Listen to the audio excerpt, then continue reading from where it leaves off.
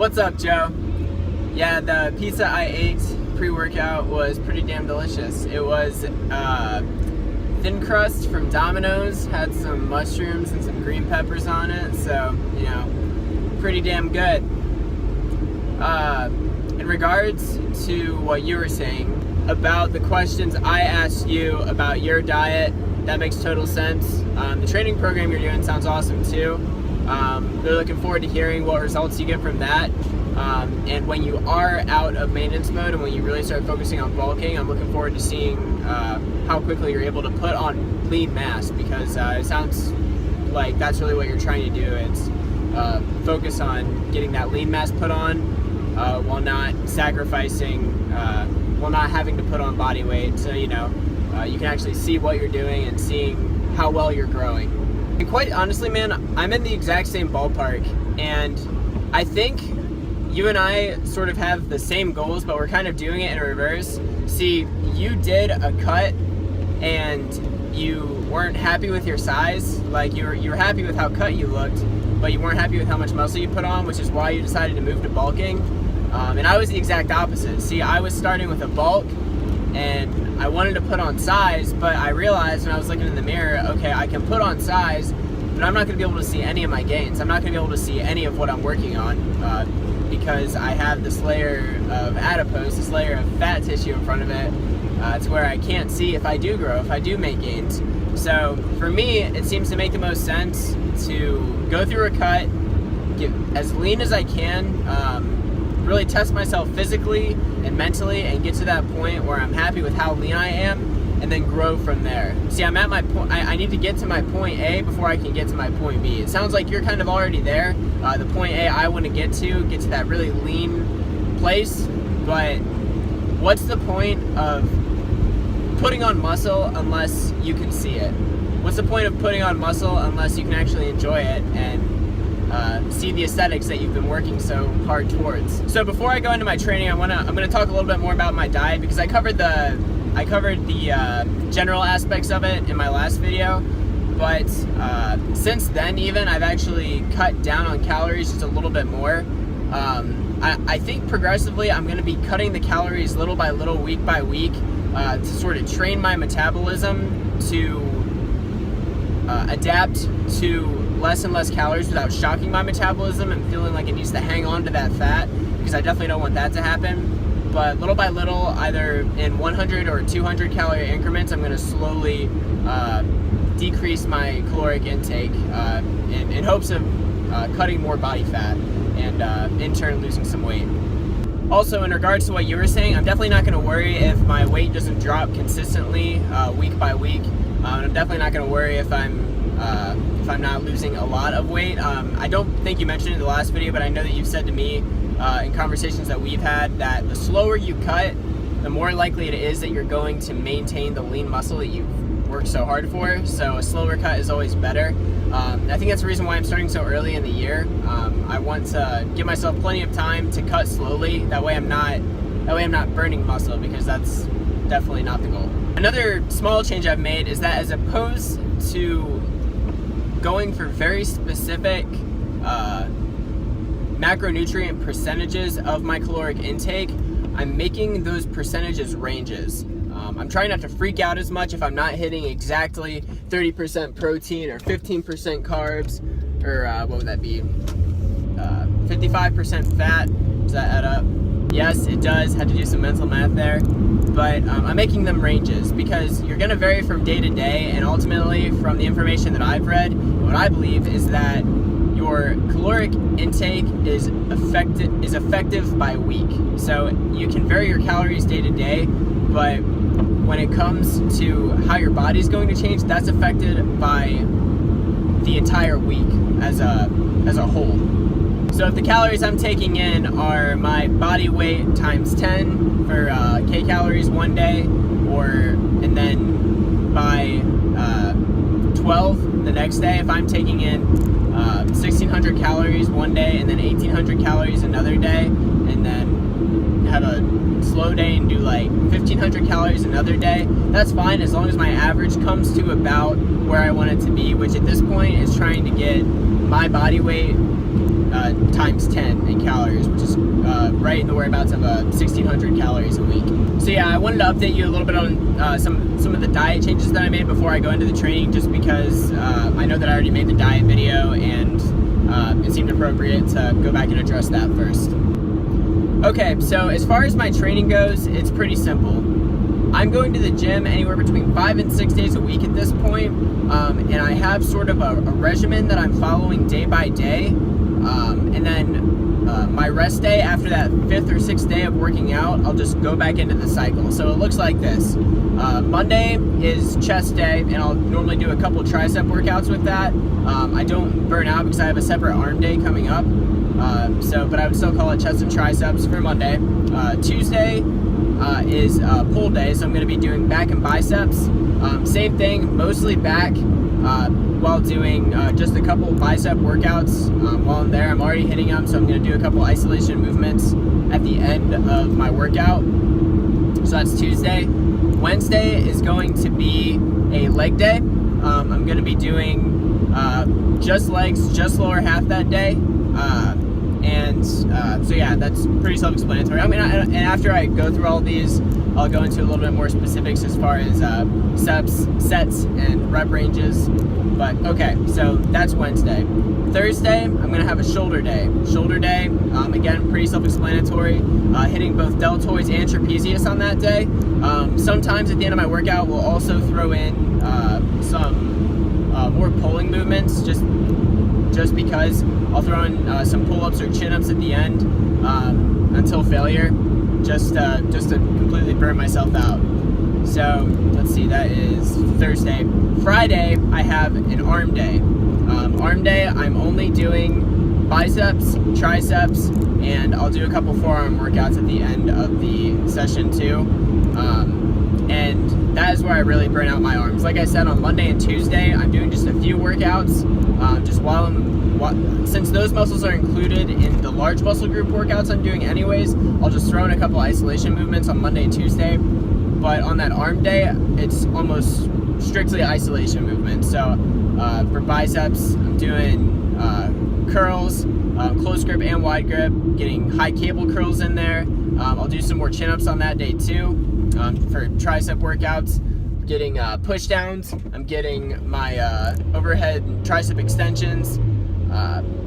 Yeah, you get the point. Just a lot of isolation movements. So that's my 5-day week. If I do have a 6th day, my 6th day will be jumping back to the first day. So if I have a Saturday workout, I'll be hitting chest again with a couple tricep movements. And I know I just did triceps the day before, so I'm not expecting as much performance. I mean, I'm still focusing on chest because I had that entire week to rest up chest.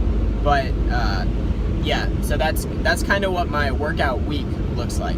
I'm not following any specific program. I'm kind of picking and choosing my own workouts and seeing what works for me. But that's what the workout week looks like. As far as strength training goes anyway. Now, as far as cardio goes, I'm not doing very much. I know that with cutting, a lot of people think you need to do a lot of cardio.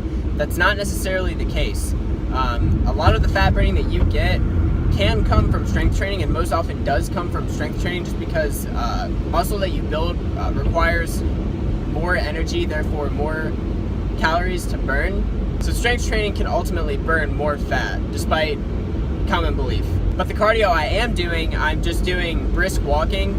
The highest I'll get my heart rate in that is about 140 beats per minute, with the treadmill set to about 4 miles per hour. It's about the highest I'll go. It's normally anywhere between 3.5 and 3.8 miles an hour. And I'll just get a brisk walk in, and I'll go for anywhere between as low as 15 minutes to an hour. And I'll probably do anywhere from 3 to 4 times a week.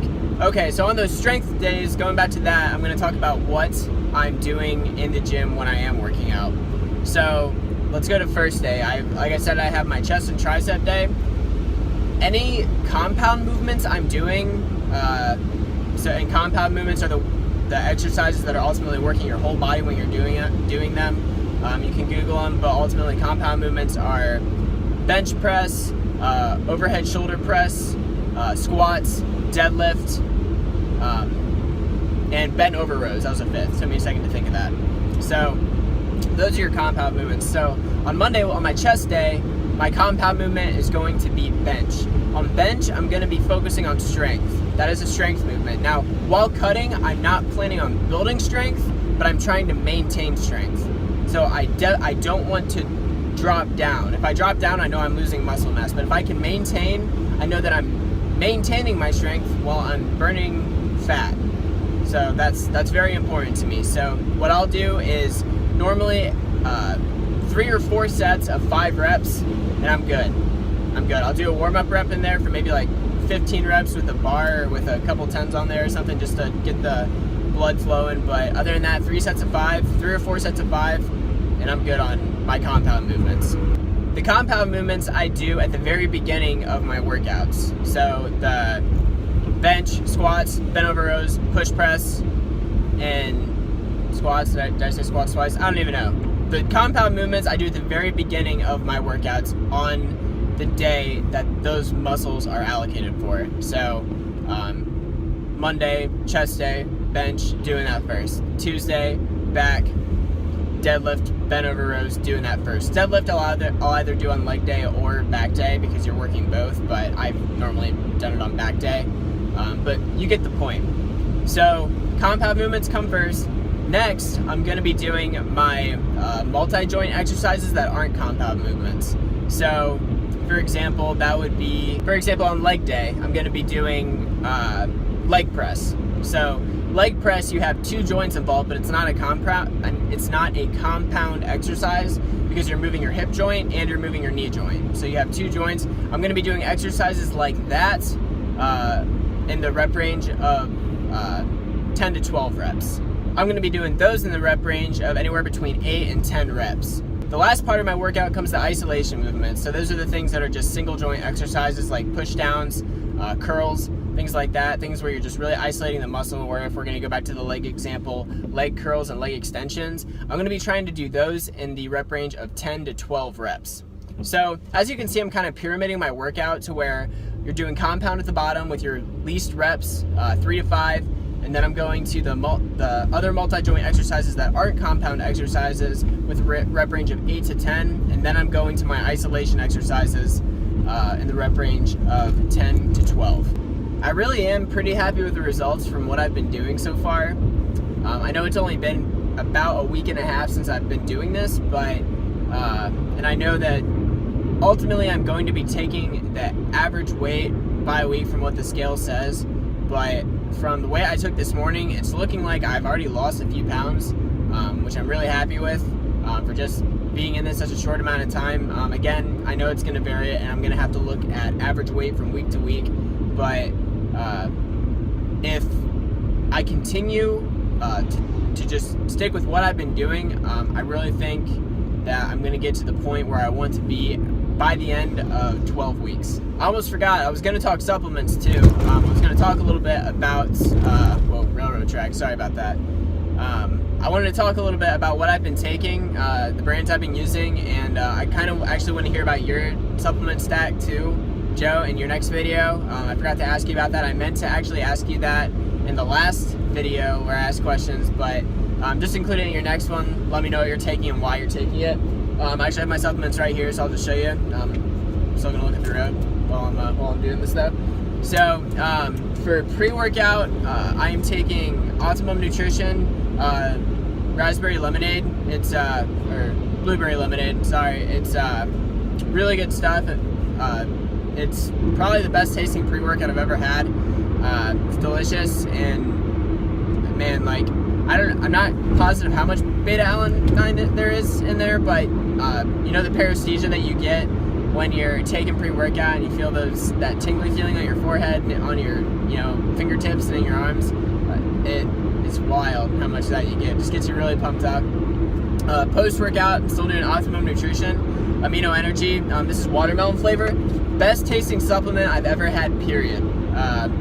Absolutely delicious. Tastes like watermelon Kool-Aid, which is actually my favorite flavor of Kool-Aid, by the way. In your next video, I want to hear your favorite flavor of Kool-Aid, Joe. But oh my gosh, it's so freaking good. It's tempting not to take more than what I have to take, but I need to remember it's a supplement, not Kool-Aid. So I limit myself in that regard. As far as protein goes, I actually don't have the container with me, but I have been taking, this is not Optimum Nutrition, the Vitamin Shops generic brand, Body Tech. I compared it, I take their whey isolate, so it's 24 grams of protein per serving, but I compared it side by side to the Optimum Nutrition brand, and it's the exact same. And I asked a dude that worked there the difference. Obviously he's going to be a little bit biased, so in retrospect probably should have done a little bit more research on my part, but they're the exact same, so I just ended up going with that. Got strawberries and cream flavor, freaking delicious. Really like it so far. But yeah, so those are pretty much all the supplements I'm taking. As far as what I'm taking in the mornings, though, I actually am taking a probiotic. I'm taking vitamin D3, and I'm also taking aspirin every morning too. The aspirin, most often known as a painkiller, for me it's kind of used as a blood thinner. I get migraines from time to time, and I'll actually make a separate video about that sometime, kind of talking about what those entail, because working out actually triggers them in me. So I sort of need to be careful, but aspirin has seemed to help with that, so I take an aspirin every morning too. I'm pretty sure there are other health benefits. I know a lot of other people take aspirin in the morning, it's just a part of their daily regimen, but that's the main reason for me. Alright, Joe, so I think I'm going to wrap this thing up. In summary, I think the only question I've asked you so far is what your supplement stack is, so I'm going to add a couple more to this. I want to know how long a workout session normally lasts for you, as far as time goes, and how much of that time do you think is actually spent working out? Because obviously we have rest, involved in there between sets, so I am between workouts. So I kind of want to know what you don't need to tell me how much time as a lump sum you think is spent working out, but how much time do you think you spend on average resting, whether it be between sets or between workouts? That'd probably be a better way to phrase the question I was trying to ask. I also want to know about cardio. I want to know about if you're doing any cardio while you're in this maintenance mode, or if you plan on doing cardio when you really start to focus on adding more calories and bulking. So as far as questions go, I think I'm going to leave it at that, because I know that we both have a tendency to sort of ramble while we're talking, and we'll kind of go off into our own topics as we go anyway. So I'm going to leave it at that. Look forward to hearing what you have to say, and I'll talk to you next time, man.